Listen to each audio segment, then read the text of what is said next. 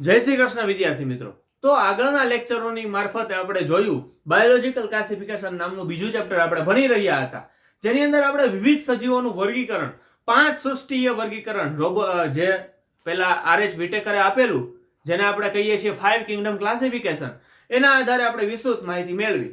પણ ત્યારબાદ એની અંદર ઘણા બધા એવા શબ્દ આવતા હતા કે સુકોષ કેન્દ્રી કોષ હોય, આદિકોષ કેન્દ્રી કોષ હોય, બરાબર છે, એમના કોષ કેન્દ્ર પટલની રચના વિશે વાત આવતી હતી અને વિવિધ વસ્તુઓની વાત આવતી હતી। તો ત્યારે મને એમ લાગ્યું કે હવે આપણે 8મું ચેપ્ટર જે છે આપણું કોષ, એ કોષ નામનું ચેપ્ટર ભણવું ખૂબ જ જરૂરી છે।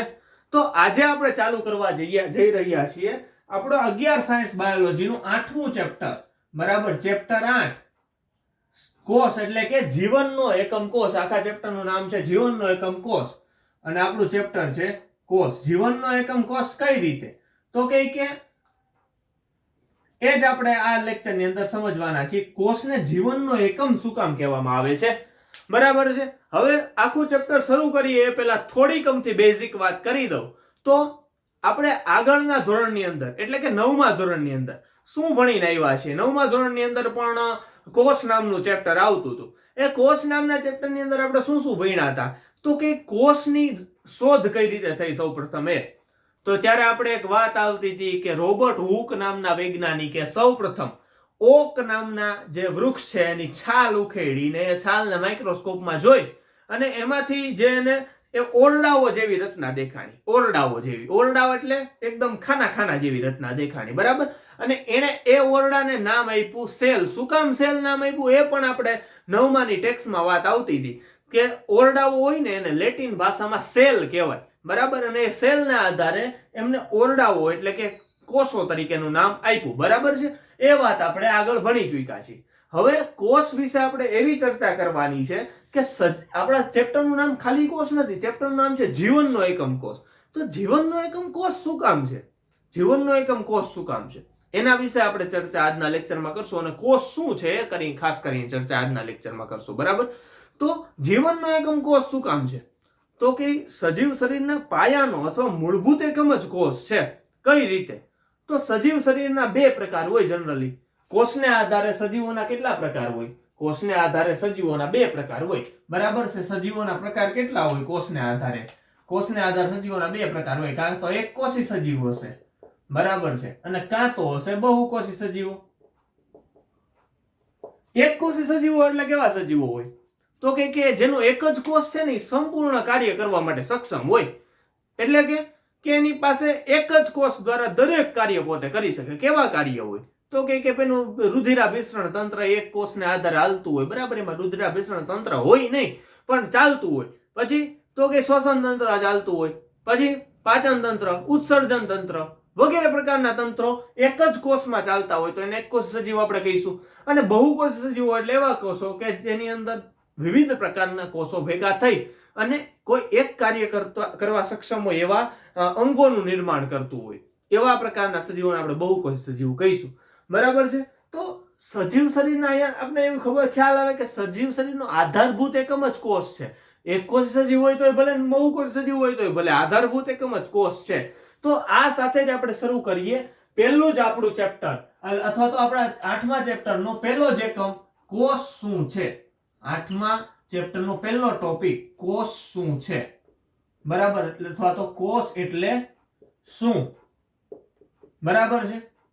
કોષ એટલે શું, હવે કોષ એટલે શું એ બેઝિક ખ્યાલ લેતા પહેલા આપણે આગળ વાત કરી હતી એમ કે સજીવ શરીરના 2 પ્રકાર હોય। કઈ રીતે 2 પ્રકાર હોય, એક કોષી સજીવ હોય, બહુકોષી સજીવ હોય, બરાબર। હવે જો એક કોષી સજીવો હશે તો અહીં હું લખી શકું કે એક કોષી સજીવો હશે, બરાબર છે, એક કોષી સજીવો હશે તો સજીવના વિવિધ પ્રકારના કાર્યો કરવા માટે સક્ષમ હશે। જીવનના દરેક કાર્ય મેં તમને આગળ કીધા એવા રુધિરાભિસરણ તંત્ર હોય, પાચન તંત્ર હોય, શ્વસન તંત્ર હોય, ઉત્સર્જન તંત્ર હોય, પ્રજનન તંત્ર હોય, વગેરે પ્રકારના કાર્યો કરવા માટે સક્ષમ હશે એક જ કોષ। તો અહીંયા એક કોષ સજીવોમાં એક જ કોષ કેવા કાર્ય કરવા માટે સક્ષમ છે, તો કે સજીવોના દરેક કાર્ય, સજીવ શરીરના દરેક કાર્ય કરવા સક્ષમ, બરાબર છે। સજીવ શરીરના દરેક કાર્ય કરવા સક્ષમ છે। બીજું કે એક જ કોષી સજીવ છે એટલે એ કેવું અસ્તિત્વ ધરાવે છે, તો કે સ્વતંત્ર અસ્તિત્વ ધરાવે છે. સ્વતંત્ર અસ્તિત્વ ધરાવે છે. કઈ રીતે સ્વતંત્ર અસ્તિત્વ ધરાવતા હોય? તો એક જ કોષ છે એ દરેક કાર્ય કરવા માટે અહીંયા જવાબદાર હોય એવું આપણે એક કોષી સજીવમાં તો જોયું. બરાબર છે. એક કોષી સજીવ એટલે કે જેની પાસે એક જ કોષ હોય એ. બરાબર છે. હવે એક કોષી સજીવ પછી અહીંયા આવી રીતે આપણે જોઈએ બહુકોષી સજીવ. બરાબર. એક કોષી સજીવ પછી આપણે અહીંયા જોઈએ બહુકોષી સજીવ. તો બહુકોષી સજીવોમાં તો એક કોષ નહીં હોય ભાઈ, એમાં તો ઘણા બધા કોષ હશે. બરાબર છે. તો એમાં ઘણા બધા કોષો હશે. કેટલા કોષો હશે? ઘણા બધા કોષો. પણ કઈ રીતે એનું કાર્ય વિભાજિત થયેલું હશે? તો કે શ્રમ વિભાજન દ્વારા. શ્રમ વિભાજન દ્વારા. શ્રમ વિભાજન દ્વારા વિવિધ પ્રકારના કાર્યો એની અંદર શ્રમ વિભાજિત થયેલા હોય કે એક જ પ્રકારના કોષો અલગ અલગ કાર્ય કરવા માટે સક્ષમ ન હોય. હા, એ વાત તો સાચી કે શ્રમ વિભાજન થયેલું હોય બહુકોષી સજીવોની અંદર કે એની અંદર વિવિધ પ્રકારના કોષો અલગ અલગ કાર્ય કરવા માટે જવાબદાર હોય. એ તો આપને ખબર પડી ગઈ. પણ અહીંયા એ વાત મુખ્ય રહી કે સજીવ શરીરમાં એક કોષી સજીવ હોય તોય ભલે અને બહુકોષી સજીવ હોય તોય ભલે, પણ એક તો ખરું ને કે સજીવ શરીરનો આધારભૂત એકમ એ કોષ છે. શું કામ? અહીંયા જો તો કે એક કોષી સજીવ હોય તોય ભલે, એક કોષી સજીવ હોય તોય ભલે અને બહુકોષી સજીવ હોય તોય ભલે, પણ કોષ નામની રચના વગર અથવા તો કોષ વગર બંનેમાંથી એકેયનું અસ્તિત્વ શક્ય છે નહીં. બરાબર. કોષ વગર બંનેમાંથી એકેયનું અસ્તિત્વ શક્ય છે નહીં. તો આપણે કહી શકીએ કે કોષની રચના વગર, બરાબર, કોષની રચના વગર અસ્તિત્વ શક્ય નથી. બરાબર છે. હવે કોષની રચના વગર એક કોષી સજીવ હોય તોય ભલે ને બહુકોષી સજીવ હોય તોય ભલે, પણ સજીવોની રચના એ કોષ વગર અસ્તિત્વ એનું છે નહીં. તો અહીંયા વાત નવી આવી કે કોષ વગર અસ્તિત્વ શક્ય નથી. તો કોષને આપણે શું કહી શકીએ? તો કે સજીવ શરીરના પાયાનો એકમ એટલે કે કોષ. આપણા સજીવ શરીરના અહીંયા જો આપણો જે પ્રશ્ન હતો એનો જવાબ અહીંયા આવે છે કે કોષ એટલે શું? તો કે કોષ છે એના વગર અસ્તિત્વ શક્ય નથી. અસ્તિત્વ કોના વગર શક્ય ના હોય? તો કે પાયાના એકમ વગર અસ્તિત્વ શક્ય ના હોય. એટલે જ આપણે સજીવ શરીરના પાયાના એકમ તરીકે કોષને જોઈએ છીએ. એટલે કે કોષ એટલે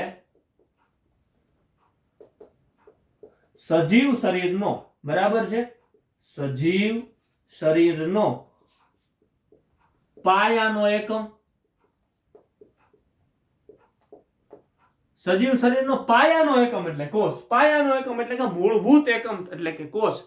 એટલો આપને ખ્યાલ આની ઉપરથી આવ્યું. હવે પાયાનો એકમ કઈ રીતે કહેવાય છે? Let me explain. બહુ ટૂંકી રીતમાં સમજાવવું હોય તો મારે જગ્યા ક્યાંય છે નહીં, ટૂંકી રીતમાં સમજાવવું હોય તો અહીંયા સમજાવી દો. બરાબર છે. માની લ્યો કે એક આખું મકાન અથવા મોટું બધું બિલ્ડિંગ છે. બરાબર. મોટા બધા બિલ્ડિંગ ની અંદર પાયાનો એકમ મારે જોવો હોય તો કોને કહેશો તમે? પાયાનો એકમ કોને કહીશો? મોટા બિલ્ડિંગ ની અંદર પાયાનો એકમ છે એક ઈંટ. બરાબર છે. કારણ શું છે એનું? કે એક ઈંટ છે એવી ઈંટો ભેગી થઈને શું બનશે? તો કે એક દિવાલ બનશે. એવી દિવાલો જાજી બધી ભેગી થઈને શું બનશે? તો કે એક ઓરડો બનશે. આ એક ઓરડો છે અથવા તો એક રૂમ છે. બરાબર છે. જાજી બધી દિવાલો ભેગી થઈને એક રૂમ બનશે. હવે એવા જાજા બધા રૂમો ભેગા થઈને શું બનાવશે? તો કે એક મકાન બનાવશે. બરાબર. અને એવા ઘણા બધા મકાન, ઘણા બધા ફ્લેટ્સ ભેગા થઈને શું બનાવતા હશે? તો કે એક બિલ્ડિંગ બનાવતા હશે. બરાબર. તો સેમ એવી જ રીતનું કઈક આયોજન આપણા સજીવ શરીરનું છે. કઈ રીતે?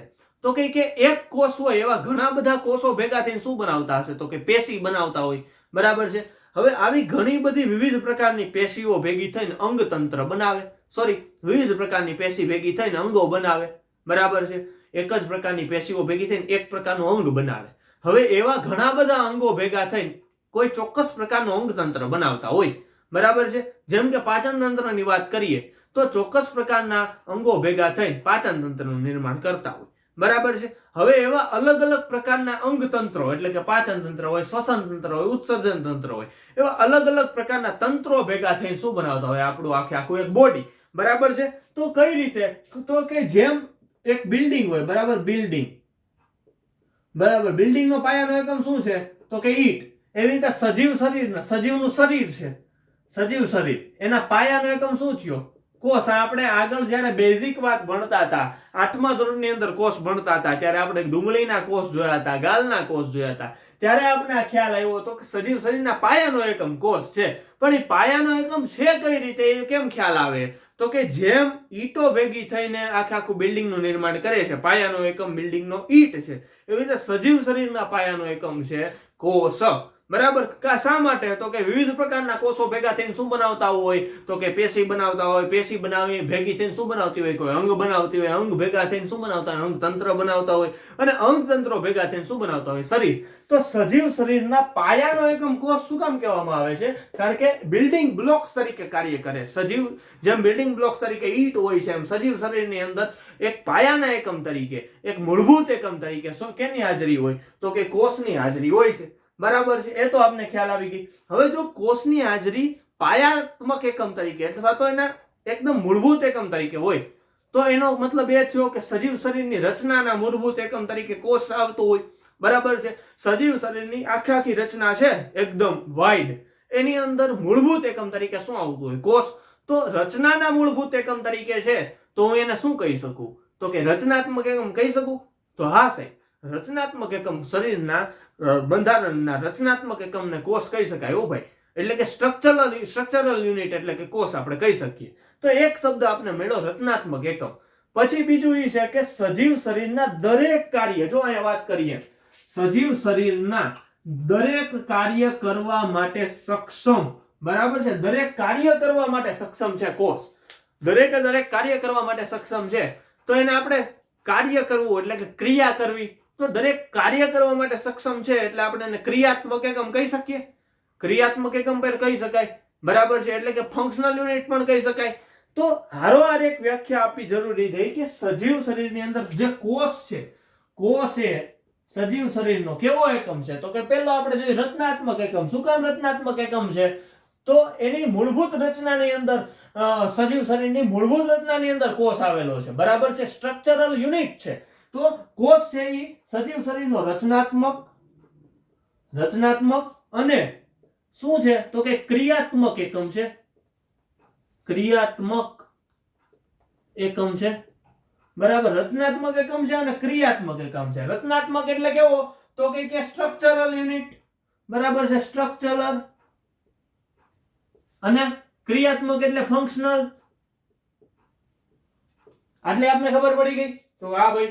તો અહીંયા જે આપણો મૂળભૂત જે પ્રશ્ન હતો, પહેલો એકમનો જે પહેલો પ્રશ્ન હતો કે સજીવ શરીરનો પાયાનો એકમ જે કોષ છે, એ કોષ એટલે શું, એવો આપણે પ્રશ્ન હતો. તો એ આપણે દૂર થયો કે કોષ એટલે સજીવ શરીરનો પાયાનો એકમ, અથવા તો સજીવ શરીરનો મૂળભૂત એકમ, અથવા તો રચનાત્મક અને ક્રિયાત્મક એકમ એટલે કે કોષ. તો અહીંયા મારે કોષની વ્યાખ્યા આપીએ છે, તો કેવી વ્યાખ્યા આપી શકાય? તો કે the cell is structural and functional unit of the body. બરાબર છે. Structural and functional unit of the body. કઈ રીતે? તો કે સ્ટ્રક્ચરલ એટલે કે રચનાત્મક, સજીવ શરીરની મૂળભૂત રચનામાં પાયાની અંદર, પાયાનો પથ્થર જેને કહી શકાય, બિલ્ડિંગ બ્લોક્સ જેને કહી શકાય, એ છે કોષ. એટલે સજીવ શરીરનો રચનાત્મક એકમ અથવા તો સ્ટ્રક્ચરલ યુનિટ કહેવાય છે કોષને. અને સજીવ શરીરની અંદર દરેક કાર્ય કરવા માટે સક્ષમ છે કોષ. બરાબર. કોષ દરેક કાર્ય કરવા માટે સક્ષમ છે, જેમ કે એક કોષ સજીવમાં. એટલા માટે સેલને અથવા કોષને સજીવ શરીરના ક્રિયાત્મક એકમ તરીકે અથવા તો ફંક્શનલ યુનિટ તરીકે પણ લેવાય છે. બરાબર છે. તો આપણે કોષ વિશે જે ઓવરવ્યુ જોયો, એની અંદર આપણે શું ખબર પડી કે સજીવ શરીરનો મૂળભૂત એકમ અથવા તો પાયાનો એકમ કોષ છે. અને બીજી એક લાઈન ખબર પડી કે સજીવ શરીરનો કોષ છે એ સજીવ શરીરનો રચનાત્મક અને ક્રિયાત્મક એકમ છે. બરાબર છે. તો the cell is structural and functional unit of the body. હવે આપણે જાણવું જરૂરી છે કે બે વૈજ્ઞાનિકોના નામ આવે છે, આમ આપણે લખવા નથી બેસતા આવે, કે એન્ટોન વાન લ્યુવેનહોક નામના વૈજ્ઞાનિકે સૌપ્રથમ કોષની રચનાને નિહાળી હતી. બરાબર છે. સૌપ્રથમ કોષની રચનાને નિહાળી હોય તો એન્ટોન વાન લ્યુવેનહોક નામના વૈજ્ઞાનિકે. અને કોષની અંદર કોષ કેન્દ્રની રચના સૌપ્રથમ કોઈ જોઈ હોય તો રોબર્ટ હુક નામના વૈજ્ઞાનિકે કોષ કેન્દ્રની રચના જોઈ હતી. આજના લેક્ચરની અંદર આપણે શું શું જોયું કે કોષ છે એ સજીવ શરીરમાં ક્યાં મદદરૂપ છે. બરાબર છે. આપણું જે ચેપ્ટરનું નામ છે કે યુનિટ ઓફ ધ લાઈફ, બરાબર, જીવનનો એકમ કોષ. એ જીવનનો એકમ કોષ શું કામ કહેવામાં આવે છે એના વિશે જ મૂળભૂત ચર્ચા અથવા તો ઇન્ટ્રોડક્શનના પહેલો જ ટોપિક છે કોષ એટલે શું, એની અંદર આપણે ચર્ચા કરી કે એક કોષી સજીવ હોય તોય ભલે, બહુકોષી સજીવ હોય તોય ભલે, વિવિધ પ્રકારના કાર્યો કરવા માટે કોષ જવાબદાર છે, સ્વતંત્ર અસ્તિત્વ ધરાવે છે, એક કોષથી બીજો કોષ હંમેશા સ્વતંત્ર અસ્તિત્વ ધરાવતા હોય.